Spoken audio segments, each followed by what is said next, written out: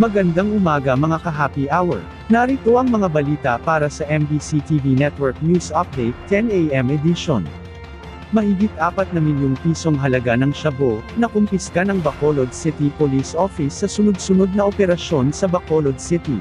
Sa pinaigting na kampanya ng Bacolod City Police Office, mahigit 4 na milyong pisong halaga ng shabu ang nakumpiska sa dalawang magkasunod na operasyon sa lungsod ng Bacolod. Sa unang operasyon, arestado ng kapulisan ang dalawang tulak ng iligal na droga sa Zone 5 Barangay Handumanan. Nakumpiska sa operasyon ang mahigit kalahating kilo ng shabu, na nagkakahalaga ng 3.5 milyon pesos. Mahigit 500,000 pisong halaga ng shabu ang nakumpiska naman ng kapulisan sa buy-bust operation sa Purok Gracia Barangay Singkang Airport. Arestado sa operasyon ang dalawang nagbebenta ng iligal na droga. Tiniyak ni Bacolod City Police Office Director Police Colonel Joe Resty Curonica, na patuloy ang kapulisan sa pagtugis sa mga individual na sangkot sa iligal na droga sa Bacolod City. Kaso paglabag sa Sections 5 at 11 ng Republic Act No. 9165 o ang Comprehensive Dangerous Drugs Act of 2002, ang kakaharapin ng mga sospek.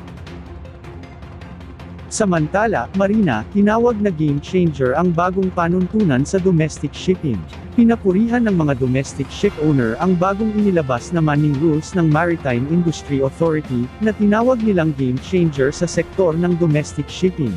Ayon kay Teodoro Franco Omega ng Roadway Shipping, sagot ng bagong Memorandum Circular ang matagal ng problema sa kakulangan at mabilis na pag-alis ng mga seafarer papuntang abroad. Sa ilalim ng panuntunan, tataas ang kasanayan at sahod ng mga tripulante, kabilang sa revised rules and regulations on minimum safe manning ang pag-ayon ng requirements sa uri ng barko at operasyon, minimum rest period, maximum working hours, at 5 taong bisa ng minimum safe manning certificate. Giit ni Marina Administrator Sonia Malaluan, bunga ito ng masusing konsultasyon sa industriya, alinsunod sa direktiba ni Pangulong Ferdinand Marcos Jr. na gawing mas episyente ang proseso nang hindi isinasakripisyo ang kaligtasan sa dagat.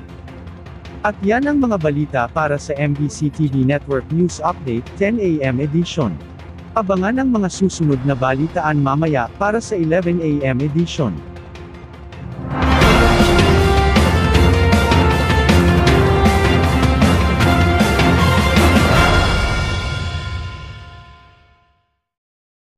Mga ka-happy hour, kung gusto mong manood ang mga balita sa MBC TV Network News Update, mag-subscribe sa aming YouTube channel, i-like ang aming Facebook page, at i-follow sa aming TikTok account.